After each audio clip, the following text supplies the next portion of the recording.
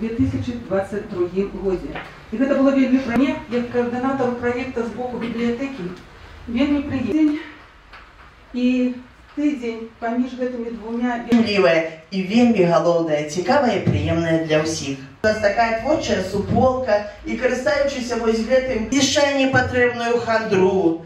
Ты адраджаешся, шановные сябры, кожны з вас мог бы подписаться. И наши головы посидели, на нас глядят издалека.